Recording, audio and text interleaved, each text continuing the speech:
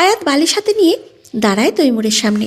তৈমুর বলে, ভালোভাবে কিছু বললে তোমার কথা কানে যায় না। তুমি যাই করো আমার ধমক খাওয়ার পর। যাও, বিছানা বাম পাশে গিয়ে ঘুমাও, ডান সাইডে আমার। ওইটা চাইলেও দেবো না। আর শোনো, গতকালকের ব্যবহারের জন্য আমি সরি। গতকাল ম্যাচ হেরে গিয়ে আমার মাথা অনেক গরম হয়ে গেছিল। সব রাগ তোমার উপর ঢেলে দিয়েছে। আমি দুঃখিত আমার ব্যবহারের জন্য। আমার জন্য তুমি ফ্লোরে ঘুমিয়েছ। I am sorry. আয়াত আবারও অবাক হলো।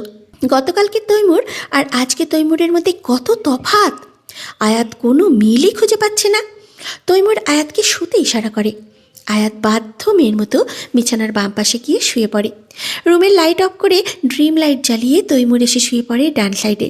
দুইজন খাটের দুই কোণায় শুয়ে আছে। মাঝখানে বিশাল জায়গা ফাঁকা পড়ে আছে। দুজনেরই অস্বস্তি লাগছে। একবার তৈমুর এপিটোপিট করছে তো আরেকবার আয়াত। এসির বাতাসে পুরো ঘর কনকনে ঠান্ডা। এভাবে কিছু সময় পার হয়ে যাওয়ার পর দুজনের চোখেই ঘুম ধরা দেয়। রাত তখন প্রায় গভীর। ঘুমের মধ্যে তৈমুরের মনে হলো তার শরীর ভার লাগছে। সে নড়তে চড়তে পারছে না। আস্তে আস্তে চোখ খুলে তাকিয়ে দেখে সে বোঝার চেষ্টা করে কি হয়েছে। আশেপাশে তাকিয়ে সে নিজের দিকে তাকিয়ে দেখতে পায় আয়াত তাকে হাত পা দিয়ে জাপটে ধরে ঘুমিয়ে আছে। এই দৃশ্য দেখে তো তৈমুরের শরীর কেঁপে ওঠে। তৈমুর মনে মনে ভাবে, এই মেয়ে না খাটের কিনারে শুয়েছিল, আমার কাছে আসলো কখন? আয়াত গভীর ঘুমে মগ্ন। তৈমুর আয়াতকে সরিয়ে আবার ঘুমানোর চেষ্টা করে। আয়াত গড়িয়ে গড়িয়ে আবার তৈমুরকে ঝাপটে ধরে। তৈমুর আবার আয়াতকে সরিয়ে দেয়। কিছুক্ষণ পর আয়াত আবার তৈমুরকে ঝাপটে ধরে। এবার তৈমুর বিরক্ত হয়। তৈমুর বলে, কি জ্বালা রে বাবা, আমি কি ম্যাগনেট নাকি? একটু বড় আমার কাছে চলে আসছে। আচ্ছা, এর থেকে তো ও নিচে ভালো ছিল। কেন যে দরদ দেখি উপরে শুতে বললাম। তোর একেই বলে সুখে থাকতে ভূতে কিলায়। ফজরের আজান কানে আসতেই ঘুম ভেঙে যায় আয়াতের। চোখ পিটপিট করে তাকিয়ে তৈমুরকে নিজের এত কাছাকাছি দেখে ঘাবড়ে যায় আয়াত। খেয়াল করে দেখে সে নিজেই তৈমুরকে জাপটে ধরে ঘুমিয়েছিল। লজ্জায় আয়াতের কান দিয়ে ধোঁয়া বেরোতে থাকে। এক লাফে উঠে বসে আয়াত। আয়াত হঠাৎ এইভাবে উঠে যাওয়াতে ঝটকায় তৈমুরের ঘুম ভেঙে যায়। তৈমুর উঠে বসে চোখ মুছতে মুছতে বলে, তুমি তো পুরো বিড়ালের মতো। বিড়ালকে যেমন তাড়িয়ে দিলেও গা ঘেঁষাঘেঁষে করে, তোমার অবস্থা হচ্ছে তেমন। কয়বার সরিয়েছি তোমাকে আমি, তা বারবার সামনে এসছ। সারা রাত রোবটের মতো ঘুমিয়েছে আমি। এভাবে কেউ ধরে? নড়তে চড়তে পারি না। লজ্জায় আয়াত লাল হয়ে গেছে। সে কিভাবে পারল এই কাজ করতে? অবশ্য ঘুমে কি আর এসব মাথায় থাকে? ঘুমের ঘরে কি করে তার তো নিজেরই মনে নেই। যে বাড়িতে সব সময় কোলবালিশে হাত পা দিয়ে ঘুমাতো, এই অভ্যাস এখনও যায়নি। কি লজ্জার ব্যাপার! আয়াত দৌড়ে ওয়াশরুমে ঢুকে যায়। আয়াত বের হলে তৈমুর ওয়াশরুমে যায়। অজু করে সে মসজিদে চলে যায় নামাজ পড়তে। তৈমুর চলে গেলে আয়াতও নামাজে দাঁড়ায়। আজ তৈমুর জগিংয়ে যায়নি। সারা রাত ঠিকমতো ঘুমোতে পারেনি সে, তাই নামাজ পড়ে এসে আবার ঘুমিয়েছে। আয়াত এতক্ষণ হামিদা আফরোজের সাথে রান্নাঘরে ছিল। টেবিলে খাবার সাজানোর পর হামিদা আফরোজ আয়াতকে তৈমুরকে ডাক দিতে বলেন। আয়াত রুমে আসে তৈমুরকে ডাক দিতে। এসে দেখে তৈমুর হাত পা ছড়িয়ে ছিটিয়ে ঘুমিয়ে আছে। রোদের আলো তৈমুরের মুখে এসে পড়ছে, যার কারণে ঘুমের মধ্যেও ভ্রু কুচকে রেখেছে তৈমুর। আয়াত তৈমুরের সামনে গিয়ে হাঁটু গেড়ে নিচে বসে। তৈমুরের দিকে তাকিয়ে থাকে বেশ কিছু সময়। আয়াত আস্তে আস্তে বলে, আপনাকে ভালোভাবে দেখাই হয়নি আমার। আজ দেখলাম ভালোভাবে আপনাকে। কি সুন্দর দেখতে আপনি। দেখলেই পরাণ জুড়িয়ে যায়। আল্লাহ তাআলা কত সুন্দর বানিয়েছে আপনাকে। কি শান্ত লাগছে এখন আপনাকে। অথচ যখন জেগে থাকেন তখন সবাইকে শুধু ধমকের উপর রাখেন। এত মায়া ভরা কেন আপনার চেহারা? চোখ ফেরাতেই মন চায় না। আচ্ছা, আপনার চুলগুলো যে আপনার কপালে আছড়ে পড়ে আছে সেগুলো কি আমি নিজের হাতে ঠিক করে দিতে পারবো? হ্যাঁ, পারবো তো। আপনি আমার স্বামী, আমার জন্য হালাল আপনি। কিন্তু তাও আমি ঠিক করে দেব না। কেন জানেন? কারণ আপনি আমায় পারমিশন দেননি আপনাকে ছোঁয়ার। যেদিন পারমিশন দেবেন সেই দিন থেকে সারা জীবন আপনার কপালে পড়ে থাকা চুলগুলো নিজ হাতে ঠিক করে দেব আমি, ইনশাআল্লাহ। সেই সময়ের অপেক্ষায় রইলাম। আয়াত তার মনের সব কথা বলে গেল, কিন্তু ঘুমে থাকায় তৈমুর কিছুই শুনতে পেল না। আজ আয়াত তৈমুরের ওয়ালিমা অনুষ্ঠান। বিয়ের পর ছেলেদের বাড়িতে যে অনুষ্ঠান করা হয় সেটাকে ওয়ালিমা বলে। সকাল থেকে বাসায় মেহমানদের ধুম পড়ে গিয়েছে। বিয়ের পর 2 দিন গ্যাপ দিয়ে আজ ওয়ালিমা অনুষ্ঠান করা হচ্ছে। তৈমুরের সব বন্ধুরাও এসে পড়েছে সকাল সকাল কাজে সাহায্য করতে। অনুষ্ঠান বাড়িতেই করা হচ্ছে। ছাদে প্যান্ডেল টানানো হয়েছে, সেখানে চেয়ার টেবিলের ব্যবস্থা করা হয়েছে, আর মেয়েদের জন্য বাড়ির ভিতরে খাবারের ব্যবস্থা করা হয়েছে। তৈমুর নেভি ব্লু কালারের কোট প্যান্ট পরেছে, হাতে পড়েছে ব্র্যান্ডেড ঘড়ি, চুলগুলো সুন্দর করে সেট করে পারফিউম দিয়েছে শরীরে। তৈমুর পুরোপুরি রেডি হয়ে ছাদে চলে যায়। অন্যদিকে পার্লার থেকে মেয়েদের আনা হয়েছে আয়াতকে সাজানোর জন্য। আয়াত আকাশি রঙের একটা গর্জিয়াস শাড়ি পরেছে, সাথে ম্যাচিং হিসাব বিয়ের স্বর্ণের গহনাগুলো পরেছে। সিম্পল ব্রাইডাল মেকআপ করেছে, পুরোপুরি তৈরি হওয়ার পর হিসাবের উপর দিয়ে দোপাট্টা সেট করে দিয়েছে। আয়াত তৈরি হয়ে গেলে হামিদা আফরোজ তাকে নিজের রুমে নিয়ে গিয়ে খাটে বসিয়ে দেন। আত্মীয় স্বজন মহিলারা খাওয়া দাওয়া শেষ করে এক এক করে আয়াতকে রুমে এসে দেখে যাচ্ছেন। যেই আয়াতকে দেখছে সেই পছন্দ করছে। আয়াত চুপিয়ে চুপিয়ে মাথা নিচু করে বসে আছে। আয়াত চুপচাপ মাথা নিচু করে বসে আছে, টুকটাক কথা বলছে সবার সাথে। এরই মধ্যে রুমে প্রবেশ করে জাহানারা বেগম, সালিহা বেগম, রেহানা বেগম, সাথে তার চাচিরাও। নিজের বাড়ির লোকদের দেখে আয়াত দাঁড়িয়ে পড়ে, মাকে জড়িয়ে ধরে কান্না করে দেয়। জাহানারা বেগম মেয়ের মাথায় হাত বুলিয়ে দেন। 2 দিন পর নিজের পরিবারকে দেখল সে। এই 2 দিন কয়েক বছরের মতো মনে হয়েছে আয়াতের। সে কখনো নিজের পরিবার থেকে দূরে থাকেনি। এক এক করে সবার সাথে দেখা করে কথাবার্তা বলে আয়াত। তানজিমও বোনকে জড়িয়ে ধরে। আয়াত ছোট ভাইকে আদর করে দেয়। শুভা এসে আয়াতকে জড়িয়ে ধরে। আয়াতও প্রাণের বান্ধবীকে জড়িয়ে ধরে। ছোটবেলা থেকে একসাথে বড় হয়েছে, সারাক্ষণ একসাথে থেকেছে, অথচ হঠাৎ করেই কেমন দূরে চলে গেল দুইজন। শুভা কান্না করতে করতে বলে, আমি তোকে অনেক অনেকগুলো মিস করেছি। আমিও তোকে অনেকগুলো মিস করেছি। তুই এত দূরে চলে আসলি আমাকে রেখে। এখন আমার বাসায় মনই বসে না। আমারও তো। তোর কাছে ফোনও নেই যে তোর সাথে কথা বলবো। একদিন তোর সাথে কথা বললে ভালো লাগে না।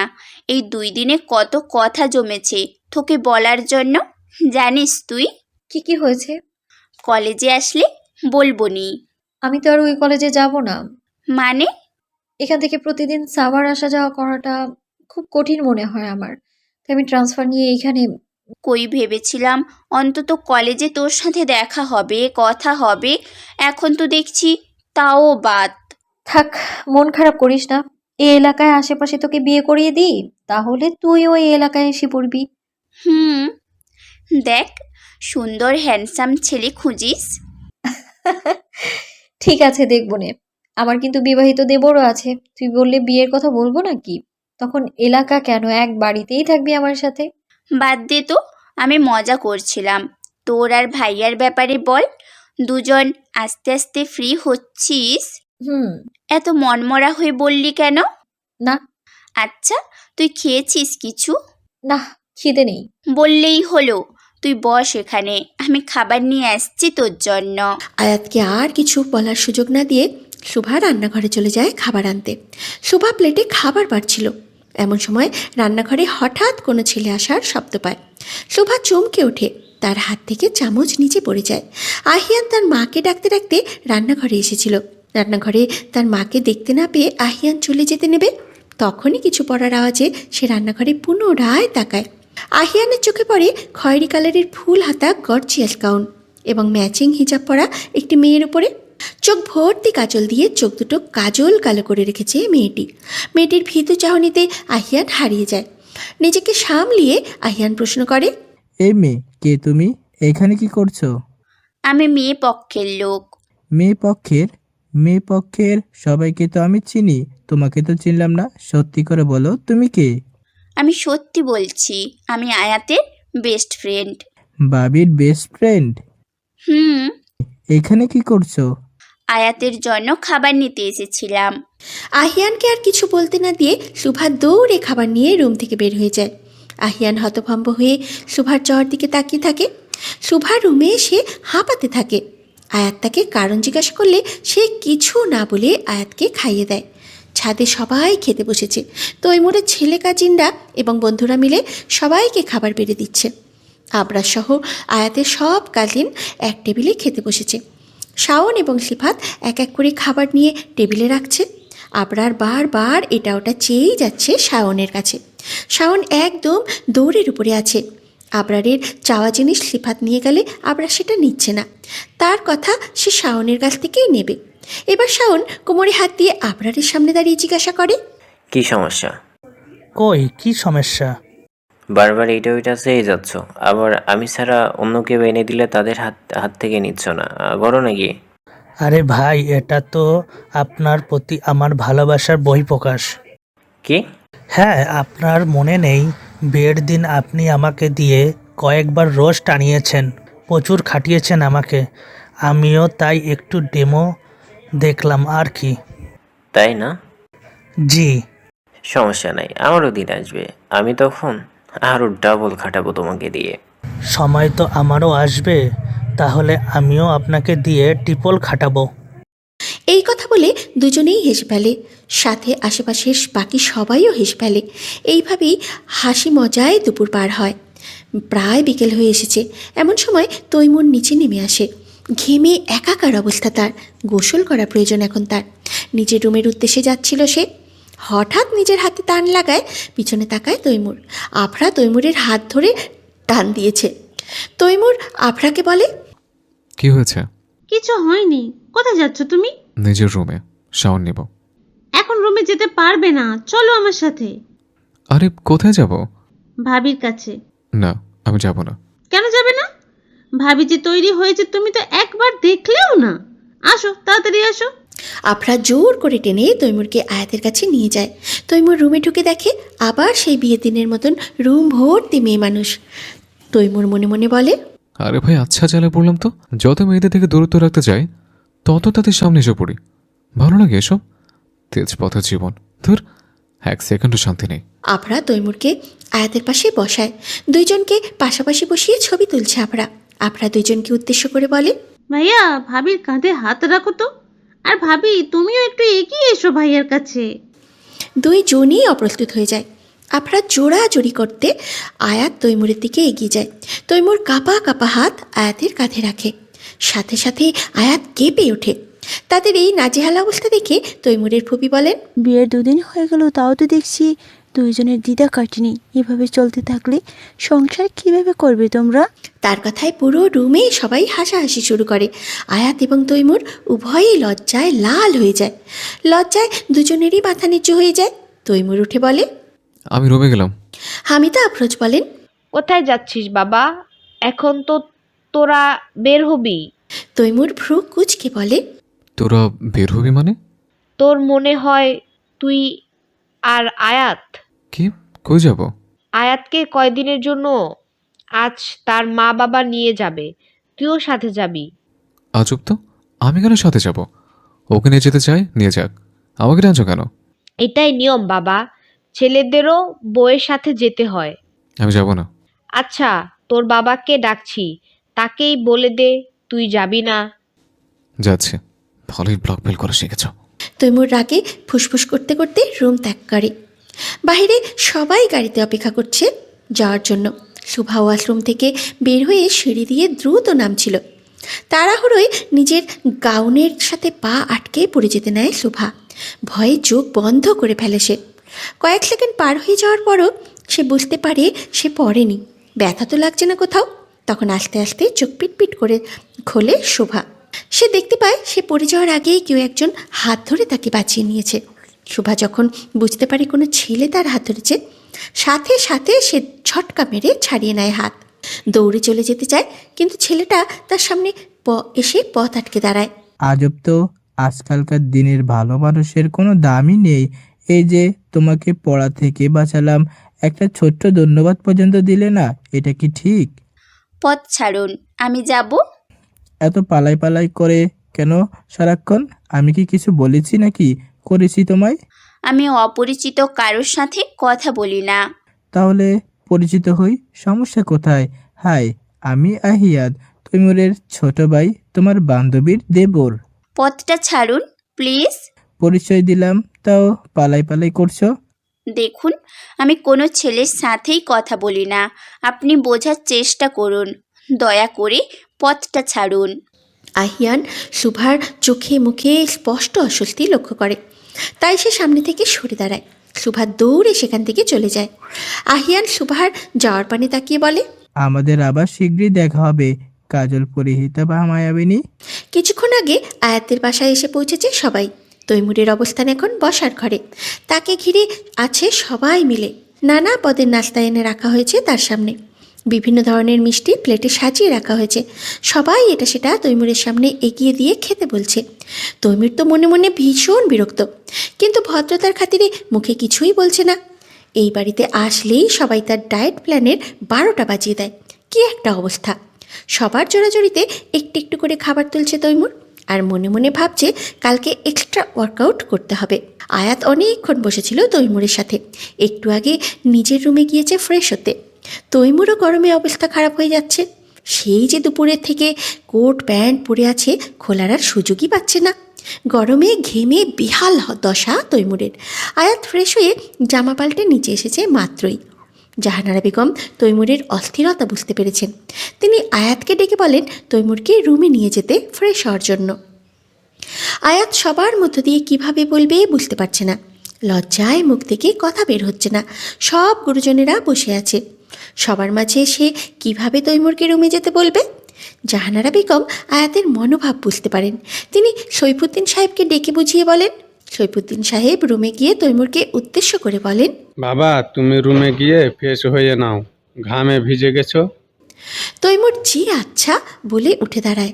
হাঁপ ছেড়ে বাঁচল যেন তৈমুর। এত এত বড় মানুষদের সামনে কতক্ষণ ধরে বসেছিল। তৈমুর রুম থেকে বেরিয়ে আসলে আয়াতকে দেখতে পায়। আয়াতকে দেখেই মেজাজ গরম হয়ে যায় তৈমুরের। তৈমুর মনে মনে বলে, নিজেকে সুন্দর উঠে গিয়ে জামা কাপড় পাল্টে ফ্রেশ হয়ে এসছে, আর আমাকে ঘন্টার পর ঘন্টা বড়দের মাঝখানে বসিয়ে রেখেছে। ফ্রেশ হয়ে সময়টুকু দেয়নি। হেয়ার রিভেন্স তো আমি নেবই, হাতে শুধু সুযোগটা আসুক। আয়াত তৈমুরকে বলে, চলুন ফ্রেশ হয়ে নেবেন। আয়াত তৈমুরকে তার রুমে নিয়ে যায়। তৈমুর রুমে ঢুকে রুমটা ভালোভাবে দেখে। মাঝারি সাইজের রুম, কিন্তু বেশ পরিপাটি করে গোছানো। আয়াত তৈমুরকে ওয়াশরুম দেখিয়ে দেয়। তৈমুরের হাতে টাওয়াল দেয়। টাওয়াল হাতে তৈমুর ওয়াশরুমের দরজা পর্যন্ত গিয়ে দাঁড়িয়ে যায়। আয়াত তৈমুরকে দাঁড়াতে দেখে পুরো কোচকে তাকায় তার দিকে। তৈমুর পিছনে ঘুরে আয়াতকে উদ্দেশ্য করে বলে, আমি ফ্রেশ হয়ে পড়বো কি? আয়াতও চিন্তায় পড়ে যায়। তৈমুরের জামা কাপড় তো আনা হয়নি, সে কি পরবে? এরই মধ্যে দরজায় টোকা পড়ে। আয়াত গিয়ে খুলে দেখে তানজিম এসেছে, হাতে তার জামা প্যান্ট। তানজিম আয়াতকে বলে, আম্মু পাঠিয়েছে দুলাভাইয়ের জন্য। আয়াত তানজিমের থেকে জামাগুলো নিয়ে নেয়। তানজিম চলে যায়। আয়াত তৈমুরের কাছে জামাগুলো দেয়। তৈমুর দেখতে পায় এখানে কয়েক set T shirt, shirt, pant আছে। সেখান থেকে এক সেট নিয়ে তৈমুর ওয়াশরুমে চলে যায় এবং আয়াত চলে যায় নিচে তার মায়ের কাছে। মায়ের সাথে রান্নার কাজে সাহায্য করছে আয়াত। জাহানারা বেগম তাকে নানান ধরনের প্রশ্ন করছেন যে ওই বাড়িতে সব ঠিকঠাক আছে কিনা, সে সব সামলে নিতে পারছে কিনা। খাবার টেবিলে সাজানো হলে জাহানারা বেগম আয়াতকে নির্দেশ দেন তৈমুরকে রাতের খাবারের জন্য ডেকে আনতে। মায়ের কথা মতো আয়াত নিজের রুমে যায়। রুমের দরজায় টোকা দেয় আয়াত। ভিতর থেকে তৈমুর আসতে বলে। আয়াত রুমে প্রবেশ করে দেখে তৈমুর কিছুক্ষণ আগেই গোসল করে বেরিয়েছে। মোবাইল হাতে খাটের উপরে বসেছিল সে। আয়াত তাকে নিচে ডিনারের জন্য যেতে বলে। তৈমুর বলে, কি ডিনার? যে নাস্তা করিয়েছে আগামী 4-5 দিনের ক্ষুধাও লাগবে না আমার। আপনার জন্য স্পেশাল রান্না হয়েছে, সবাই আপনার জন্য অপেক্ষা করছে, চলুন প্লিজ। ঠিক আছে চলো, কি আর করার। তৈমুর ও আয়াত নিচে নেমে আসে। সবাই যার যার চেয়ারে বসে পড়েছে। তৈমুর একটি চেয়ারে বসে, তার পাশের চেয়ারে বসে আয়াত। জাহানারা বেগম সবাইকে খাবার বেড়ে দিচ্ছেন। আয়াতকে বসে খাবার নিতে দেখে সালিহা বেগম চিল্লিয়ে ওঠেন, ওই মাইয়া, তুই বললি কেন? তোর বিয়া হয়েছে না? তোর জামাই খাইতে বইছে, তুই তারে বাইরে খাওয়াবি? কি নিজেই গিলতে বসছস? লজ্জা করে না? সরি দাদি। কিসের সরি? উঠ, এখনই উঠ। তোর জামাই খাইয়ে উঠবো, তারপর খাইতে বসবি তুই। নির্লজ্জ কোথাকার! এই শিক্ষা দিয়ে বড় করছি তোরে। শ্বশুর বাড়িতে আমাদের মায়ের নিজ্জত ধুলাই মিশাইয়া দিব এই মাইয়া। সি সি সি, এই মাইয়ার দ্বারা সংসার করা সম্ভব না। আয়াতকে যা তা বলেই বিলাপ করছেন সালিহা বেগম। আয়াত মাথা নিচু করে ঠোঁট কামড়ে ধরে কান্না আটকানোর চেষ্টা করছে। জাহানারা বেগম সালিহা বেগমকে শান্ত করার চেষ্টা করছেন। তৈমুর অবাক হয়ে সবার দিকে তাকিয়ে আছে। এমন একটা সামান্য ব্যাপারে কি বলল আয়াতকে, সে শুধু অবাক হলো সেগুলো শুনে। মানুষ এমনও করে? সৈফুদ্দিন সাহেবের এসব দিকে খেয়ালই নেই। তিনি তানজিমকে প্লেটে তুলে তুলে খাওয়াচ্ছেন যত্ন করে। সেটা নজর এড়ায়নি তৈমুরের। খাওয়া দাওয়া শেষে যে যার রুমে চলে আসে। অনুষ্ঠানের কারণে সবাই বেশ ক্লান্ত আজকে, তাই তাড়াতাড়ি ঘুমাতে চলে গেছে সবাই। তৈমুরও ভীষণ ক্লান্ত আজকে। বিছানার এক কোনায় গিয়ে শুয়ে পড়ে সে। কিছুক্ষণ পর আয়াতও এসে ফ্রেশ হয়ে সেও ওপর কোনায় শুয়ে পড়ে। তৈমুর একটু পরপর এপিটোপিট করছে। খুব অস্বস্তি হচ্ছে তার। একে তো নতুন জায়গায় এমনি ঘুম আসে না, তার মধ্যে আবার প্রচণ্ড গরম লাগছে তার। যে কিনা সারা রাত এসি ছেড়ে রুম বরফের মতো ঠান্ডা করে ঘুমায়, তার কি আর সিলিং ফ্যানের বাতাসে ঘুম আসে? তৈমুর একটু পর পর ছটফট করছে। হঠাৎ সে খেয়াল করলো আয়াত বিছানা থেকে উঠে দাঁড়ায়, রুমের লাইট জ্বালিয়ে রুম থেকে বের হয়ে যায়। তৈমুর অবাক হয়ে দরজার দিকে তাকিয়ে থাকে। আয়াত হঠাৎ কই গেল মাথায় ঢুকলো না তার। কিছুক্ষণ পর দরজার শব্দে তৈমুর তাকায় সেই দিকে, দেখে আয়াত বড় স্ট্যান্ড ফ্যান টেনে নিয়ে আসছে। ফ্যানটি এনে একদম তৈমুরের সামনে রাখে আয়াত। কিছুক্ষণ দাঁড়িয়ে জোরে জোরে শ্বাস নেয় আয়াত। এত বড় ফ্যান টেনে আনতে তার জান যায় যায় অবস্থা। একদম হাঁপিয়ে উঠেছে সে। কিছুক্ষণ দাঁড়িয়ে রেস্ট নিয়ে ফ্যান কানেক্ট করে ছেড়ে দেয় আয়াত। ফুল স্পিডে বাতাস আসতে থাকে তৈমুরের শরীরে। মুহূর্তের মধ্যে গরম ভাব চলে যায় তার। আয়াত দরজা লাগিয়ে আবার নিজের জায়গায় এসে লাইট বন্ধ করে শুয়ে পড়ে। তৈমুর অবাক চোখে তাকিয়ে থাকে আয়াতের দিকে কিছুক্ষণ। তার যে গরমে কষ্ট হচ্ছিল আয়াত সেটা ভালোভাবেই বুঝতে পেরেছে। মাত্র 3 দিন হলো তার জীবনে এসেছে মেয়েটি, অথচ তার কখন কোনটা প্রয়োজন সেটা বুঝতে শিখে গেছে মেয়েটি। এইসব ভাবতে ভাবতেই ঘুমিয়ে পড়ে তৈমুর। ফজরের আজানের ধ্বনিতে ঘুম ভেঙে যায় আয়াতের। সে উঠে ফ্রেশ হয়ে অজু করে আসে। তারপর তৈমুরকে ডাক দেয়। তৈমুর উঠে অজু করে নামাজ পড়তে চলে যায়। আয়াতও ঘরে এসে নামাজে দাঁড়ায়। সৈফুদ্দিন সাহেব এবং তৈমুর একসাথে নামাজ পড়ে বাসায় ফেরেন। তৈমুর ঠিক করে ছাদে উঠে ওয়ার্কআউট করবে কিছুক্ষণ। যেই ভাবা সেই কাজ, ছাদে উঠে ওয়ার্কআউট করা শুরু করে তৈমুর। কয়েক মিনিট যেতেই সে লক্ষ্য করে আশেপাশের ছাদ এবং ঘরের জানলা দিয়ে সবাই তার দিকেই তাকিয়ে আছে। অস্বস্তিতে পড়ে যায় তৈমুর। তৈমুর মনে মনে ভাবে, এ কি জ্বালা রে বাবা, এখানে দেখি ওয়ার্কআউট করে শান্তি নেই, সবই চোখ বড় বড় করে তাকিয়ে আছে। জীবনটাই বেদনা, বিয়ে করে জীবনটা তেজপাত হয়ে গেছে। দূর। তৈমুর আর ছাদে থাকলো না, নিচে নেমে আসলো। আয়াতের এলাকায় ঘন ঘন বিল্ডিং, যার কারণে এক বাড়ি থেকে আরেক বাড়ি খুব সহজেই দেখা যায়। তৈমুর নিচে এসে আবার শুয়ে পড়ে। কি আর করবে, করার তো কিছুই নেই। সকাল 8টায় আয়াত এসে তাকে নাস্তার জন্য ডেকে তোলে। সবাই মিলে একত্রে নাস্তা করে বসার ঘরে। সেই সময় তৈমুরের ফোনে মইতুর রহমানের কল আসে। বাবার কল ধরে তৈমুর বলে, আসসালামু আলাইকুম আব্বু। ওয়ালাইকুম আসসালাম। কি খবর তোমাদের? আলহামদুলিল্লাহ ভালো, তোমরা কেমন আছো? আলহামদুলিল্লাহ আলহামদুলিল্লাহ আমরাও ভালো আছি। শোনো, তোমার সাথে আমার জরুরি কথা আছে। হ্যাঁ বলো। আমি আয়াতকে সাথে করে নিয়ে গিয়ে ট্রান্সফার করিয়ে আনবো ভেবেছিলাম। তুমি যেহেতু সেখানে গিয়েছো, এই কলেজটা তুমি করে আসো। আমি কেন? তোমারই তো দায়িত্ব, ও তোমার স্ত্রী। এখন ওর সব কাজ করা তোমার দায়িত্ব। যা বলছি তাই করো। আসার আগে ওর ট্রান্সফার সার্টিফিকেট নিয়ে আসবে, বুঝেছো? তৈমুরকে আর কোনো কথা বলার সুযোগ না দিয়ে তিনি কলটা কেটে দেন। তৈমুর দীর্ঘশ্বাস ফেলে। কেউ তাকে কোনো দামই দিচ্ছে না। তৈমুর আয়াতকে ডেকে কলেজে যাওয়ার কথা বলে। আয়াত তৈমুরকে বলে, আব্বুকেও সাথে নিয়ে নিই। নাও, তোমার ইচ্ছা। আচ্ছা। সৈফুদ্দিন সাহেব একই রুমে অন্য সোফায় বসে আছেন। আয়াত তার কাছে গিয়ে বলে, আব্বু, আমার মিরপুরে কলেজে ভর্তি হওয়ার জন্য ট্রান্সফার সার্টিফিকেট দরকার। তো নিয়ে আসো। তুমিও যদি সাথে যেতে। আমি পারবো না, আমি প্রচুর ব্যস্ত আজকে, আমার সময় নেই। বেশি সময় লাগবে না আব্বু, আধা ঘন্টা লাগবে শুধু। বললাম না, 1 মিনিটও সময় নেই আমার কাছে। আজকে অনেক কাজ আছে আমার, আমি প্রচুর ব্যস্ত। আব্বু চলো না। এই মেয়ে, কথা বললে কথা বোঝো না? বেয়াদব মেয়ে কোথাকার। ওনার ধমক শুনে আয়াত কেঁপে ওঠে ভয়ে। এমন সময় রুমে তানজিম দৌড়ে আসে। এসেই বাবার কাছে গিয়ে বাবাকে উদ্দেশ্য করে বলে, আব্বু আব্বু, আমার স্কুলের কিছু কাজ আছে, তোমাকে প্রয়োজন। আমার কালকে বলতে মনে ছিল না তোমাকে। কি কাজ? স্যার দেখা করতে বলেছে তোমাকে। আর আমার খাতা ডায়েরি ও শেষ হয়ে গিয়েছে, কিনে দিবে? ঠিক আছে, তুমি রেডি হও, আমি আসছি, তারপরে একসাথে বের হব। আচ্ছা। তানজিম দৌড়ে রুম থেকে চলে যায়। তার পিছু পিছু সৈফুদ্দিন সাহেব ও চলে যান রেডি হওয়ার জন্য। আয়াত নত মাথায় সব দেখলো এবং শুনল। তানজিমের জন্য সে সব সময় ফ্রি, শুধু তার বেলায় যত ব্যস্ততা এবং অবহেলা। তৈমুর অবাক হয়ে সব দেখছিল। এসব সে কি দেখছে? গতকাল থেকেই সে খেয়াল করেছে এই বাড়িতে সবাই তানজিমকে নিয়ে যেরকম মাতামাতি করে, আয়াতকে নিয়ে সেটা করে না। আয়াত প্রচুর অবহেলার পাত্র এই বাড়িতে। তৈমুর ভেবে পাচ্ছে না সবাই কেন আয়াতের সাথে এমন ব্যবহার করছে। আয়াত তৈমুরকে নিজের দিকে তাকিয়ে থাকতে দেখে অপ্রস্তুত হয়ে পড়ে। সে তৈমুরকে বলে, আমি রেডি হয়ে আসছি। এই কথা বলে আর এক সেকেন্ডও দাঁড়ায় না আয়াত, দ্রুত রুম ত্যাগ করে। নিজের রুমে গিয়ে দরজা আটকিয়ে কান্নায় ভেঙে পড়ে আয়াত। নিজের স্বামীর সামনে এইভাবে পরিবারের সবার অবহেলার শিকার হয়ে লজ্জায় পড়ে গিয়েছে আয়াত। কিভাবে তৈমুরের সামনে গিয়ে দাঁড়াবে সে বুঝতে পারছে না। কিছুক্ষণ কান্না করে মন হালকা হলে হাত মুখ ধুয়ে রেডি হয়ে নেয় আয়াত। বোরখা পরে নিকাব পরে রুম ত্যাগ করে আয়াত। কিছুক্ষণ আগে সব ফর্মালিটিস পূরণ করে আয়াতের ট্রান্সফার নিয়েছে তৈমুর। সব কাজ শেষ করে কলেজ থেকে বের হয়ে আসে তারা। গাড়ি একটু দূরে পার্ক করা, তাই দুজনে হেঁটে হেঁটে গাড়ির কাছে যাচ্ছে। হাঁটার সময় হঠাৎ আয়াত খেয়াল করলো দুটো কুকুর দাঁড়িয়ে আছে রাস্তায়। ছোটবেলা থেকেই কুকুর দেখে প্রচণ্ড ভয় পায় আয়াত।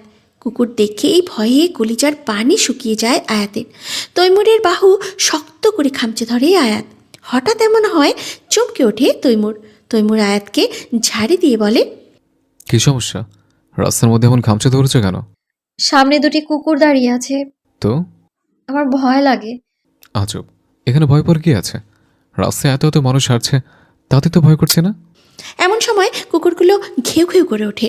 আয়াত ভয়ে তৈমুরের বাহু আরও শক্ত করে ধরে চোখ বন্ধ করে বলে, প্লিজ এইখান থেকে তাড়াতাড়ি চলুন, আমার অনেক ভয় করছে। আরে ছাড়ো। প্লিজ এইখান থেকে চলুন, আমি ছেড়ে দিব আপনার হাত, আমার অনেক ভয় করছে। তৈমুর আর কিছু বলল না, চুপচাপ হেঁটে সামনের দিকে গেল। আয়াত দোয়া পড়তে পড়তে তৈমুরকে শক্ত করে ধরে সামনে গেল। কুকুরের রাস্তা পার হতেই আয়াত তৈমুরকে ছেড়ে দেয়। কলেজ শেষে কলেজের দরজা দিয়ে বের হয়েছে শুভা। হঠাৎ তার সামনে এসে কেউ দাঁড়ায়। আকস্মিক এমন হওয়ায় ভয় পেয়ে যায় শুভা। কেমন আছো মায়াবিনী? আপনি এখানে? তোমাকে দেখতে এসেছি। আপনি আমাকে চিনলেন কিভাবে? আমি তো হিজাব মাস্ক পরেই আছি। তোমাকে চেনার জন্য তোমার চোখ দুটোই যথেষ্ট। যে চোখ আমার রাতের ঘুম কেড়ে নিয়েছে সেই চোখ দেখে চিনব না তা কি করে হয়? আস্তাগফিরুল্লাহ, কী সব আজে বাজে কথা বলছেন। দেখুন, আপনি সরে দাঁড়ান আর দয়া করে আমার পিছু ছাড়ুন। এমন করছো কেন তুমি? তোমাকে দেখলেই শুধু পালাই পালাই করো কেন তুমি? আপনার সাথে আমার কথা বলার অনুমতি নেই। আপনি কেন? কোনো ছেলের সাথেই কথা বলার অনুমতি নেই। ইসলামে এটা হারাম। আপনি আমার জন্য পরপুরুষ। প্লিজ আমার সামনে আর আসবেন না, আমার থেকে দূরে থাকুন। আর এক সেকেন্ডও দাঁড়ায় না শুভা, দৌড়ে চলে যায় সেখান থেকে। আহিয়ান শুভাকে দৌড়ে যেতে দেখে আর একটা মুচকি হাসি দিয়ে বলে, ঠিক আছে, তোমার হালাল পুরুষ হবার ব্যবস্থা করছি, তারপর দেখবো কিভাবে পালাই পালাই করো তুমি। 3 দিন বাবার বাড়িতে থেকে আজকে শ্বশুর বাড়িতে ফিরেছে আয়াত। সবাই তাকে পেয়ে যেন আকাশের চাঁদ হাতে পেয়েছে। সবাই এত পরিমাণে খুশি। আয়াত এইসব দেখে বেশ অবাক হচ্ছে। তার বিয়ে হয়েছে 1 সপ্তাহ পুরো হয়নি, অথচ এই বাড়ির মানুষগুলো তাকে কত আপন করে নিয়েছে। চেনা নেই, জানা নেই, অল্প কয়েকদিনের কি আদর যত্ন করে তাকে। মাঝে মাঝে আয়াতের মনে হয় সে বুঝি স্বপ্ন দেখছে। বিয়ের পর প্রথম বাবার বাড়িতে গেল, কিন্তু সেখানে তাকে দেখে তো সবাই এমন অস্থির হয়ে যায়নি। অথচ সেই বাড়িতে তার জন্ম, তার সব আপন মানুষগুলোর বাস। দীর্ঘ নিঃশ্বাস ত্যাগ করে আয়াত। হামিদা আফরোজ আয়াতকে পাশে বসিয়ে আদর করছেন। তার নাকি বাড়িটি অনেক খালি খালি মনে হচ্ছিল আয়াত চলে যাওয়াতে। আফরা ভাবি এসেইছে শুনেই দৌড়ে এসে আয়াতকে জড়িয়ে ধরে। আয়াত সোফায় বসলে সেও তার পাশে বসে তাকে জড়িয়ে ধরে। এদিকে বাসায় আসার পর থেকেই এইসব কাহিনী দাঁড়িয়ে দাঁড়িয়ে দেখছে তৈমুর। আয়াতের সাথে যে সেও আছে কেউ তাকে পাত্তাই দিচ্ছে না। তৈমুর কাশি দিয়ে সবার দৃষ্টি আকর্ষণ করে বলে, এখানে কিন্তু আমিও আছি। তোমাকে দেখে মনে হচ্ছে তোমরা আমাকে দেখতে পারছো না। হামিদা আফরোজ ছেলের দিকে তাকিয়ে বলে, দেখতে পারবো না কেন? এত বড় দামড়া ছেলেকে কি না দেখা যায়? তাহলে ইগনোর করছে কেন? আমিও তো 3 দিন পর বাসে আসলাম। কই আমাকে নিয়ে তেমন আদর যত্ন করছো না? তোকে সারা জীবনই করলাম, এখন আমার বৌমার পালা। হুম, ভালোই। তুই এমন করছিস কেন? তোর কি হিংসা হচ্ছে? আমার কেন হিংসা হতে যাবে? আজব। তাদের কথার মাঝেই আফরাত বলে ওঠে, আম্মু, কোথা থেকে জানি পোড়া পোড়া গন্ধ আসছে, তাই না? হ্যাঁ তাই তো, কি পুড়ছে? ভাইয়ার মন।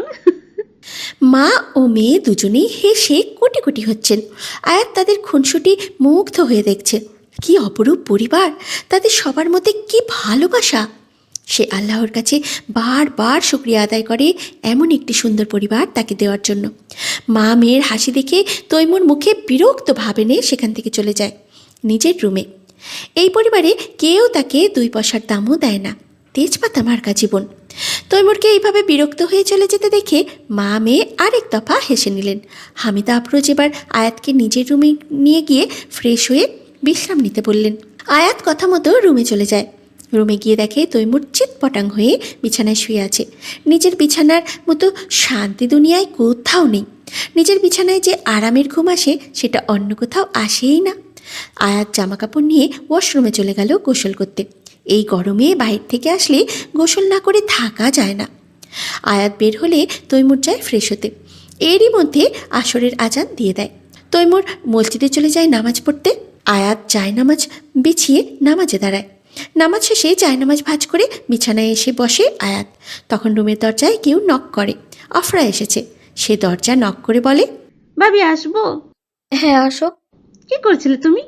তোমাকে ডিস্টার্ব করলাম না তো? আরে না, আমি মাত্র নামাজ পড়ে বসলাম। তোমাকে এতগুলা মিস করেছি। তাই? হ্যাঁ, তোমাকে ছাড়া ভালোই লাগছিল না। জানো, আমি ছোটবেলায় একটা বোনের জন্য অনেক কান্নাকাটি করতাম। 2 ভাই সারা দিন বাইরে থাকতো, বাইরে খেলাধুলা করতো, বাসায় আমাকে সঙ্গ দেওয়ার জন্য কেউ ছিল না। আমি অনেক একা ফিল করতাম। তুমি আসতে আমার একাকিত্ব কেটে গেছে। আমি অনেক খুশি তোমাকে পেয়ে, আলহামদুলিল্লাহ। আমিও তোমাকে পেয়ে অনেক খুশি, আলহামদুলিল্লাহ। আমার একটা ছোট বোনের অনেক শখ ছিল। আল্লাহ আমাদের দুজনেরই শখ পূরণ করেছেন। হ্যাঁ। এরপর তারা দুইজন মিলে অনেকক্ষণ আড্ডা দেয়। আড্ডার এক পর্যায়ে আফরা বলে, জানো ভাবি, আমার বান্ধবীর বড় বোনের আর তার স্বামীর মধ্যে অনেক সমস্যা চলছে। কেন? আপুর পছন্দ করে বিয়ে ছিল, তারা কয়েক বছর একে অপরকে ডেট করেছে। তাদের দুইজনকে এত সুন্দর মানাতো, সবাই তাদের প্রশংসা করত। 2 পরিবার তাদের পছন্দকে মেনে নেয়। অনেক ধুমধাম করে তাদের বিয়ে হয়, কিন্তু কয়েক মাস যেতে না যেতেই তাদের মধ্যে অশান্তি শুরু হয়। ঘন ঘন ঝগড়া লাগে। হারামের রহমত থাকে না। হারাম? বিয়ের আগে সম্পর্কে থাকা তো হারাম, নিষিদ্ধ। অথচ মানুষ এটাকে কত গর্ব করে সবার কাছে বলে যে তাদের গার্লফ্রেন্ড আছে, বয়ফ্রেন্ড আছে। হারাম জিনিসটাকে নিয়ে সবাই গর্ব করে। যেটা হারাম সেটা হারামই হয়, যে যাই বলুক না কেন। বিয়েতে আল্লাহর পক্ষ থেকে রহমত আসে। হালাল সব সময় প্রশান্তি বয়ে আনে, আর হারাম বয়ে আনে দুশ্চিন্তা আর অশান্তি। পৃথিবীতে কেউই নিখুঁত নয়, সবার মধ্যেই কিছু না কিছু খামতি আছে। যখন 2 জন মানুষ রিলেশনে থাকে, তারা একে অপরকে নিজেদের বেস্টটা দেখায় সব সময়। ক্ষণিকের মধ্যে কেউ কারো খামতি ধরতে পারে না। একজনের দোষ গুণ বোঝা যায় তার সাথে চললে, তার সাথে অধিক সময় কাটালে। সুতরাং রিলেশনে থাকাকালীন সবাই একে অপরকে পারফেক্ট মনে করে, কিন্তু যখন বিয়ে হয়ে যায় তখন এক ছাদের নিচে থেকে আস্তে আস্তে তারা একজন আরেকজনের দোষ গুণ সবগুলো জানতে পারে, যার ফলে আস্তে আস্তে তাদের মধ্যে ভালোবাসা কমতে থাকে। আবার রিলেশনে থাকাকালীন তারা প্রচুর পরিমাণে এফোর্ট দেয়, কিন্তু বিয়ের পর সেটা অনেকটাই কমে যায়, যা তাদের ঘন ঘন ঝগড়া লাগার অন্যতম কারণ। রিলেশনে থাকাকালীন তারা যখন দেখা করে নিজেকে খুব পরিপাটি করে দেখা করে, যার কারণে তারা একে অপরের প্রতি অনেক মুগ্ধ হয়। কিন্তু বিয়ের পর যখন তারা সেই মানুষটার অগোছালো রূপ দেখে, তখন তাদের মধ্যে আকর্ষণ কমতে থাকে। নিজের ঘরে কেউ 24 ঘন্টা পরিপাটি হয়ে ঘোরে না। এমন আরো অনেক কারণ আছে। ভাবি, তুমি তো ঠিকই বলেছ। আমি তো এভাবে কখনো দিন ভেবে দেখিনি। না ভেবে দেখাটাই স্বাভাবিক, কারণ আমাদের সমাজে এটাকে এতটা পরিমাণ স্বাভাবিক করে তোলা হয়েছে যে মানুষ এটা নিয়ে এত গভীরে গিয়ে ভাবে না। বর্তমানে এমন এক পর্যায়ে চলে এসেছে যে রিলেশন করাটা খুব স্বাভাবিক হয়ে গেছে সবার নজরে। যারা রিলেশন করে তাদের অনেক স্মার্ট ভাবা হয়, আর যারা রিলেশন করে না তাদের আনস্মার্ট ভাবা হয়। তাদের নিয়ে হাসি তামাশা করা হয়। এসবের মধ্যে তারা ভুলেই গেছে এটা যে নিষিদ্ধ, হারাম। মানুষ আল্লাহর আদেশ নিষেধ মেনে চলছে না। ঠিক বলেছ। বিয়েতে আল্লাহর পক্ষ থেকে রহমত আসে। কবুল বলার সাথে সাথে আল্লাহ দুজন মানুষের মনে একে অপরের প্রতি টান সৃষ্টি করে। তারা ধীরে ধীরে একে অপরকে জানতে থাকে। শুরু থেকেই একে অপরের অগোছালো এবং গোছালো দুইটা রূপের সাথেই পরিচিত হয়। ধীরে ধীরে একে অপরের ব্যাপারে জানতে থাকে, একে অপরের পছন্দ অপছন্দ সম্পর্কে জানতে শুরু করে।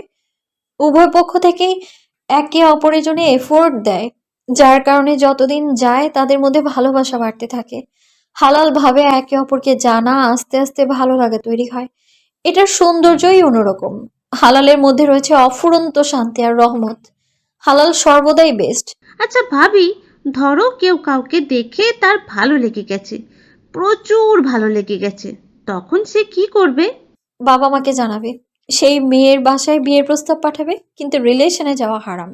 বুঝতে পেরেছি। তোমার থেকে অনেক কিছু জানতে পারলাম আজকে। মাগরিবের আজান দিয়ে দিয়েছে, চলো নামাজ পড়ে নিই। হ্যাঁ চলো। নামাজ শেষে আয়াত নিজে রান্নাঘরে এসেছে সবার জন্য নাস্তা বানাতে। হামিদা আফরোজ তাকে সাহায্য করতে চেয়েছেন, কিন্তু আয়াত জোর করে তাকে রুমে পাঠিয়েছে রেস্ট নিতে। সে একাই নাস্তা বানাতে পারবে। আয়াত সবার জন্য চিকেন স্যান্ডউইচ বানাচ্ছে এবং চা। আয়াত মনোযোগ সহকারে কাজ করছিল। এমন সময় কিচেনের দরজার বাইরে থেকে কাশির শব্দ শোনা যায়। আয়াত তাড়াতাড়ি মাথার ঘোমটা আরও বেশি করে নিচে টেনে দেয়। আহিয়ান দরজার বাইরে থেকে কাশি দিয়েছে। সে দরজার বাইরে দাঁড়িয়ে অন্যদিকে ঘুরে আয়াতকে উদ্দেশ্য করে বলে, ভাবি, একটা কথা বলার ছিল। জি ভাইয়া বলুন। আপনার ফ্রেন্ডের বাবার নাম্বারটা লাগবো আমার। কোন ফ্রেন্ড? ওয়ালিমার দিনে এসেছিল। সুভা? নাম তো আমি জানি না ভাবি। ওয়ালিমার দিন এই একজন ফ্রেন্ডই এসেছিল আমার। তাহলে সেই হবে। তার বাবার নাম্বারটা আমাকে দিতে পারবেন? কি দরকার ছিল ভাইয়া? একটু পরে জানতে পারবেন। আমার তো মুখস্থ নেই, ডায়েরিতে লেখা আছে। আচ্ছা ঠিক আছে, আপনি নাম্বারটা আম্মুকে দিয়ে দিন, তাহলেই হবে। আচ্ছা। আপনাকে ডিস্টার্ব করলাম, এর জন্য আমি আন্তরিকভাবে দুঃখিত। মতিউর রহমান বসার ঘরে বসে টিভিতে নিউজ দেখছেন। আহিয়ান সোজা তার কাছে চলে যায়। এদিকে আয়াত অবাক হয়ে গেছে। আহিয়ান সুভার বাবার নাম্বার কেন চেয়ে গেল, আবার মায়ের কাছে নাম্বার দিতে বলল? কিছু মাথায় ঢুকলো না তার। এই পর্যন্ত আহিয়ান একবারও আয়াতের সামনে আসেনি, তাদের মধ্যে কোনো কথাও হয়নি। আহিয়ান জানে আয়াত পর্দা করে, তাই সে সব সময় সতর্ক থাকে যাতে তার কারণে আয়াত কখনো অস্বস্তি বোধ না করে। আজকেও সে দরজার বাহিরে দাঁড়িয়ে কথা বলছে, মুখ অন্যদিকে ঘুরিয়ে। একবারও আয়াতের দিকে তাকায়নি সে। আহিয়ান বসার ঘরে গিয়ে মতিউর রহমানের সাথে গা ঘেঁষে বসে পড়ে সোফায়। মতিউর রহমান ছেলের দিকে একবার ভ্রু কুঁচকে তাকিয়ে আবার টিভি দেখায় মন দেন। বাবার মধ্যে কোনো হেলদোল না দেখে আহিয়ান বাবার বাহুতে নিজের মুখ খসে এবং আদুরে গলায় ডাকে, আব্বু। কি সমস্যা? কি চাই? কই, কি হয়েছে? এভাবে বিড়ালের মতো ঘষাঘষি করছো কেন? তোমার হাবভাব তো সুবিধার টেকছে না। নিশ্চয়ই কোনো আবদার নিয়ে এসেছো। মানে আর কি, ওই যে। এমন মিনমিন করছো কেন? যা বলতে চাও সরাসরি বলো। তোমার মনে হয় না আমার বয়স হয়েছে? কি বোঝাতে চাচ্ছ? আমাকে বিয়ে দাও। এই ছেলে লজ্জা শরম কি সব গিলে ফেলেছো? বাবার কাছে নিজের বিয়ের কথা বলছো? ছি ছি। আরে জানোই তো, ছেলে মানুষের মধ্যে লজ্জা শরম একটু কমই থাকে। আমি তো আর মেয়ে নই যে বিয়ের কথা শুনে লজ্জায় রুমে মুখ ডেকে বসে থাকবো। বয়স কত তোমার? বিয়ের জন্য পাগল হয়ে গেছো? বাচ্চা ছেলে, দুনিয়ার কি বোঝো? আব্বু, ভাইয়ার আমার মধ্যে মাত্র 2 বছরের গ্যাপ। ভাইয়ারও তাহলে বিয়ের বয়স হয়নি? ভাইয়া কে বিয়ে দিতে পারলে তোমাকেও বিয়ে দিতে পারবে। কি নির্লজ্জ, মুখে মুখে আবার তর্ক করছো। তাদের কথার মাঝেই হামিদা আফরোজ আসেন। সে অপুর পাশের সোফায় বসে বলেন, কি নিয়ে তর্ক চলছে বাবা ছেলের মধ্যে? তোমার ছেলে নাকি বিয়ে করবে, আমাকে বলছে বিয়ে দিতে। কি এসব আমি কি শুনছি? আরিয়ান? জি আম্মু, আমি বিয়ে করতে চাই। তোমার বয়স কত? ভাইয়ের বেলায় তো আমরা এমন করিনি, আমার বেলায় করছো কেন? আর আমি বিয়ে করতে চাইছি। আমি হারাম রিলেশন জড়াতে চাই না, দেখেই তোমাদের কাছে বিয়ের কথা জানাচ্ছি। ভাইয়া বিয়ে করতে চাইনি, তাও তো বেঁধে দরে বেঁধে জোর করে দিয়ে দিচ্ছ। ভাইয়া 24 বছরে বিয়ে করতে পারলে আমি কেন 22 বছরে বিয়ে করতে পারবো না? আচ্ছা, সবই বুঝলাম, কিন্তু মেয়ে খুঁজতেও তো সময় লাগে, তাই না? মেয়ে খুঁজতে হবে না আম্মু, মানে? আমি একজনকে পছন্দ করি। মতিউর রহমান এবারে রেগে বলেন, এই ছিল তোমার মনে মনে? হারাম রিলেশনশিপে জড়াতে চাও না, আবার পছন্দ করো? আমি যাকে পছন্দ করি তার সাথে আমার কোনো রিলেশন নেই, তার সাথে আমার যোগাযোগও নেই। প্রথম দেখায় তাকে আমার ভালো লেগেছে। আমি চাই তোমরা তার বাসায় গিয়ে প্রস্তাব দিয়ে যাও। আমি তাকে হালালভাবে নিতে চাই। কে সে? বাবির ফ্রেন্ড, ওয়ালিমার দিন তাকে দেখেছিলাম। হামিদা আফরোজ বলেন, সুভা, হুম, মেয়েটা অনেক নম্র ভদ্র, দেখতেও বেশ মিষ্টি। তাহলে তো ওনাদের নাম্বার জোগাড় করতে হবে কথা বলার জন্য। মতিউর রহমান বলেন, তলে তলে তো সব সিটিং আগের থেকেই করে রেখেছো দেখছি। বাহ, কি সুন্দর! একজন বিয়ে করতে চায় না, ধরে বেঁধে জোর করে বিয়ে দিতে হয়, আর একজন বিয়ের জন্য মরিয়া হয়ে উঠেছে। মতিউর রহমান এবং হামিদা আফরোজ তাদের রুমে বসে আলোচনা করছেন কিভাবে প্রস্তাব পাঠাবেন সুবাহাদের বাসায়। মতিউর রহমান বলেন, হামিদা, আমার মনে হয় তোমার আয়াতের মায়ের সাথে কথা বলা উচিত, কারণ শুভ্রা তাদের সাথে পরিচিত, কিন্তু আমাদের তো চিনি না। তুমি আয়াতের মায়ের সাথে কথা বলে তাকে আর আমেনাকে নিয়ে শুভাদের বাসায় যাও প্রস্তাব নিয়ে। ঠিক আছে, আমি একটু পর কল দিয়ে কথা বলছি আপার সাথে। আপনাকে একটা কথা জিজ্ঞাসা করার ছিল। কি কথা? আহিয়ান বিয়ের জন্য বায়না করলো, আর আপনি বিয়ে দিতে রাজি হয়ে গেলেন। রাজি হলাম, কারণ আমি চাই না আমার ছেলেমেয়েরা কোনো ভুল পথে যাক। আমি চাই না ওরা কখনো হারামের সাথে যুক্ত থাকুক। হ্যাঁ, বুঝলাম, কিন্তু আহিয়ানের বয়স তো বেশি না, মাত্র 22 বছর। আবার ওর লেখাপড়াও শেষ হয়নি, কোনো কাজও তো করে না। ওকে কি সুভার বাবা মেয়ে দেবেন?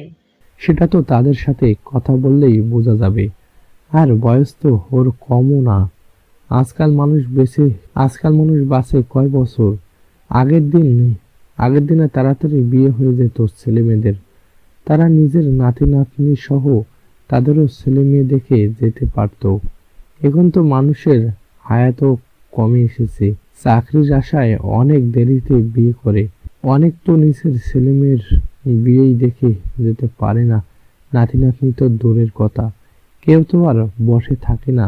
জীবনে চলতে হলে কাজ তো করতেই হবে। রিজিকের মালিক আল্লাহ। বর্তমানে বিয়ে কঠিন বলেই তো জিনা সহজ হয়ে গিয়েছে। এখন সব ছেলে মেয়েদের গার্লফ্রেন্ড বয়ফ্রেন্ড আছে, যেটা কিনা ইসলামে পুরোপুরি নিষিদ্ধ।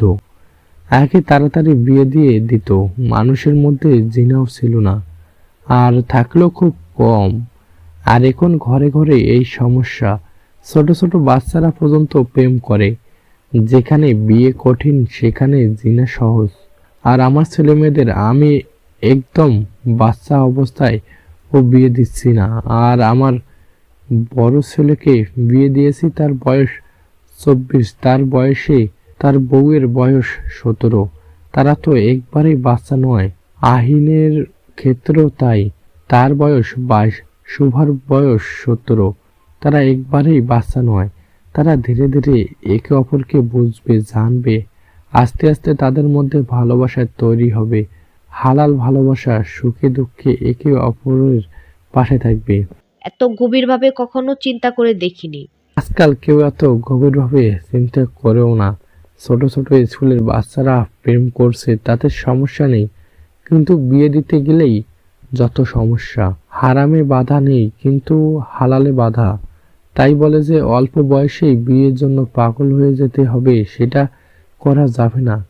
বিয়ে কোনো ছেলে খেলা নয়। একটা মেয়ের সম্পূর্ণ দায়িত্ব নিতে হয় একটা ছেলেকেই। তাই তাকে কঠোর পরিশ্রম করতে হয় যাতে সে মেয়ের দায়িত্ব নিতে পারে। তৈমুরা, আহিয়ান এখন পড়াশোনা করছে, পাশাপাশি টুকটাক কাজও করছে নিজের হাত খরচ চালানোর জন্য। পড়ালেখা শেষ করে চাকরি করবে অথবা ব্যবসা করবে, সেটা তাদের ইচ্ছার উপর ভিত্তি করে। তারা চাইলে আমার কোম্পানিতেও জয়েন করতে পারে। আবার চাইলে নিজেরাও কিছু করতে পারে, তাদের ইচ্ছা সেটা। আমি বিশ্বাস করি আমার ছেলেরা নিজের যোগ্যতায় তাদের বউদের দায়িত্ব নিতে পারবে ইনশাআল্লাহ। ইনশাল্লাহ। আমি তাহলে আয়াতের আম্মুর সাথে কথা বলি। হামিদা আফরোজ জাহানারা বেগমকে কল দিয়ে বেশ কিছুক্ষণ কথা বললেন, তার সাথে পরামর্শ করলেন কিভাবে কি করা যায়। তারা ঠিক করলেন সামনের সোমবার তারা সুভাদের বাসায় যাবেন। কথা শেষ করে কল কেটে দিয়ে তিনি রান্নাঘরের দিকে গেলেন রাতের রান্নার কাজ করতে। তিনি গিয়ে দেখেন আয়াত মোটামুটি সব গোছগাছ করে ফেলেছে। তিনি আয়াতের কাছে গিয়ে বলেন, তোমাকে না বলেছি রান্না বান্না করতে হবে না? আমি কি তোমাকে রান্না বান্না করানোর জন্য ছেলের বউ করে এনেছি? আমার সারাদিন ঘরে বসে বসে ভালো লাগে না, তাই করি। আর এমনিতেও রান্না বান্না করা আমার সবসময়ই প্রিয়। আগামীকাল তোমার বাবা তোমাকে কলেজে ভর্তি করে দেবে। তারপর থেকে রান্নাঘরে তোমার পা দেয়া নিষেধ। তখন সব মনোযোগ পড়াশোনায় দিবে, বুঝছো? জি আম্মু, বুঝেছি। তৈমুর বাসায় এসেছে? জি, কিছুক্ষণ আগে এসেছে। তুমি রুমে যাওনি? না আম্মু। সারাদিন পর স্বামী বাসায় এসেছে, তুমি রুমে গিয়ে দেখবে যে তার কি লাগে। তা না করে তুমি রান্নাঘরে বসে আছো। সব রাখো, আমি বাকি সব কাজ করে নিব। তুমি তৈমুরের জন্য কফি বানিয়ে নিয়ে যাও। জি আম্মু, ঠিক আছে। আয়াত কফির জন্য চুলায় পাতিলে পানি বসায়। মগ নিয়ে সেখানে পরিমাণ মতন কফি পাউডার, গুঁড়া দুধ এবং সামান্য পরিমাণ চিনি দেয়। হামিদা আফরোজ অন্যান্য কাজ করেন। তিনি হঠাৎ আয়াতকে প্রশ্ন করেন, আয়ান কি তোমাকে কিছু বলেছে? ভাইয়া আমার বান্ধবীর বাবার নাম্বার চাচ্ছিল। কেন চেয়ে নিয়েছে, বলেনি? না, সেটা তো বলেনি। আমি জিজ্ঞেস করাতে বলে একটু পর নাকি জেনে যাব। তোমার বান্ধবীর বাসায় বিয়ের প্রস্তাবের জন্য নাম্বার চেয়েছে সে। কি? হ্যাঁ, তোমার ওয়ালিমার দিন দেখেছে তাকে। তার নাকি পছন্দ হয়েছে অনেক। এখন? তোমার আম্মুর সাথে কথা বললাম। সামনে সোমবার তাদের বাসায় বিয়ের প্রস্তাব নিয়ে যাচ্ছি। আয়াত প্রচণ্ড পরিমাণে অবাক হয়েছে। সে কি বলবে ভাষা খুঁজে পাচ্ছে না। এদিকে সে যেমন অবাক, আরেকদিকে অনেক খুশি। ও তার বেস্ট ফ্রেন্ড এখন সব সময় তার সাথে থাকতে পারবে। আয়াত কফি বানিয়ে রুমে নিয়ে যায়। রুমের দরজায় নক করে। ভেতর থেকে তৈমুর ভেতরে আসার অনুমতি দেয়। আয়াত ভেতরে প্রবেশ করতেই দেখে তৈমুর ফ্রেশ হয়ে বিছানায় ল্যাপটপ নিয়ে কিছু করছে। আয়াত বেডসাইড টেবিলে কফির মগটি রাখে এবং তৈমুরকে কফি পান করতে বলে। আয়াত পুরো রুম জুড়ে পায়চারি করছে। ভীষণ ছটফট লাগছে তার সুভার সাথে কথা বলার জন্য, কিন্তু সে কিভাবে বলবে? তার কাছে তো ফোন নেই। এই মুহূর্তে শাশুড়ির মোবাইল দিয়ে কল দিতেও লজ্জা লাগছে। আয়াত এবং সুভাদের একই এলাকায় বাড়ি। আয়াতের বাড়ি থেকে সুভাদের বাড়িতে হেঁটে যেতে 7-8 মিনিট লাগে। ছোটবেলা থেকে তারা বেস্ট ফ্রেন্ড, একজন আরেকজনের জান।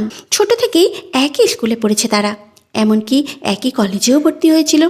কিন্তু আয়াতের বিয়ে হয়ে যাওয়াতে তাকে কলেজ পাল্টাতে হলো। কিন্তু এখন যদি আহিয়ান এবং সুভার বিয়ে হয় তাহলে তারা আবার একই কলেজে পড়তে পারবে। তারা দুই বান্ধবী একে অপরের সুখ দুঃখের সাথী। এত বড় একটা সংবাদ পেল, কিন্তু সুভার সাথে শেয়ার করতে পারছে না। তাই আয়াত ছটফট করছে। তৈমুর কফির মগে চুমুক দিতে দিতে ল্যাপটপ থেকে চোখ সরিয়ে আয়াতের দিকে তাকায়। সে আয়াতকে উদ্দেশ্য করে বলে, এই মেয়ে, কি ব্যাপার? এমন কই মাছের মতো ছটফট করছো কেন? জানেন কি হয়েছে? আমি কিভাবে জানবো না বললে? সামনের সোমবার আহিয়ান ভাইয়ের বিয়ের কথা বলতে যাবে। তৈমুর কেবল মাত্র কফিতে চুমুক দিয়েছিল। এই কথা শুনে মুখের থেকে সব কফি ছিটকে বেরিয়ে যায়। তৈমুর বিস্ময় নিয়ে জিজ্ঞাসা করে, কে? হ্যাঁ, আম্মু মাত্র আমায় রান্নাঘরে বলল। কি শুরু করেছে আম্মু আব্বু? সবাইকে ধরে বেঁধে বিয়ে দেওয়া শুরু করেছে? আজব। আম্মু আব্বু ধরে বেঁধে বিয়ে দিচ্ছে না আহিয়ান ভাইয়াকে, সে নিজেই বিয়ে করতে চায়। এই কথা আব্বু আম্মুকে বলেছে। কে? হ্যাঁ, আর মেয়েটাকে জানেন? কে? আমার বেস্ট ফ্রেন্ড সুভা। ওয়ালিমার দিন যে এসেছিল, ভাইয়া নাকি ওকে দেখেই ভালো লেগে গেছে। একটুখানি ছেলে, তার নাকি আবার প্রথম দেখে ভালো লাগে? তৈমুর উঠে রুম থেকে বেরিয়ে সোজা আহিয়ানের রুমে যায়। তাকে উদ্দেশ্য করে বলে, তুই কি আসলে আমার ভাই? এমন কথা বলছো কেন? যেখানে কিনা আমি বিয়ে করতে চাইনি, আমাকে জোর করে বিয়ে দিয়েছে। আমি এখনো স্বাভাবিক হতে পারিনি, আর তুই আমার থেকে ছোট হয়ে আব্বুকে গিয়ে বলছিস বিয়ে করবি? লজ্জা করলো না তোর? না, লজ্জা করলে তো বলতাম না। লজ্জা করে নাই দেখেই তো বলেছি। তোর বয়স কত? বিয়ের জন্য পাগল হয়েছিস? তোমার থেকে 2 বছরের ছোটই তো, ব্যাপার না। তোর কি মাথাটা গেছে? না তো, আমি পুরোপুরি সুস্থ। এমনই এখন মানুষের হায়াত কমে মারা যাই, কবে মারা যাই ঠিক নাই, মরার আগে অন্তত বইয়ের মুখখানা দেখে মরতে চাই। এসব ভণ্ডামি বাদ দে ফাসিল। তৈমুর হন হন করে রুম থেকে বেরিয়ে যায়। সে জানে এর সাথে কথা বলা আর দেয়ালে নিজের মাথায় বাড়ি মারা এক কথা। রাতে ডিনার টেবিলে মতিউর রহমান সবাইকে জানান যে সামনে সোমবার সুবাদের বাসায় বিয়ের প্রস্তাব নিয়ে যাওয়া হবে। এই কথা শুনে আহিয়ান তো বেশ খুশি, কিন্তু খুশিটা সে আটকে রেখেছে। যতই হোক বাবা বড় ভাইয়ের সামনে তো আর খুশির ঠেলায় লাভ দেওয়া যায় না। আহিয়ান অনেকক্ষণ ধরে প্লেটের খাবার নাড়ছে, খাচ্ছে না ঠিক মতো। সেটা লক্ষ্য করে মতিউর রহমান প্রশ্ন করেন, কি হলো, খাচ্ছ না কেন? আহিয়ানকে বলতে না দিয়ে তৈমুর বলে, খাবে কিভাবে? খুশির ঠেলায় পেটে খাবার পড়ছে না, রাতে নিশ্চয়ই ঘুমও আসবে না। তৈমুরের কথা শুনেই মতিউর রহমান বাঁকা চোখে ছোট ছেলের দিকে তাকান। তিনি মনে মনে ভাবছেন তার দুই ছেলে দুই রকম হলো কিভাবে। একজন বিয়ে করতে নারাজ, আরেকজন বিয়ে পাগল। হাসপাতালে থাকাকালীন তার বাচ্চা বদল হয়ে যায়নি তো? তার ছেলে তো এত নির্লজ্জ হবার কথা না। সকালের নাস্তার টেবিলে মতিউর রহমান তৈমুরকে বলেন, তৈমুর, আয়াতকে কলেজে ভর্তি করে দিয়ে আসো তো। আমি কেন যাব? তোমার না যাওয়ার কথা ছিল? হ্যাঁ, আমার যাওয়ার কথা ছিল, কিন্তু আমার জরুরি কাজ পড়ে গেছে, আমার সেখানে যেতে হবে। আমি প্রিন্সিপালের সাথে সব কথা বলে রেখেছি, তোমাদের শুধু কিছু ফর্মালিটিস পূরণ করতে যেতে হবে। ঠিক আছে, দিন শেষে সব ঝামেলা আমার কাছে আসে, যা আমি এড়িয়ে চলে সেগুলো আরও বেশি বেশি হয়ে আমার সাথে। জীবনটা তেজপাতা।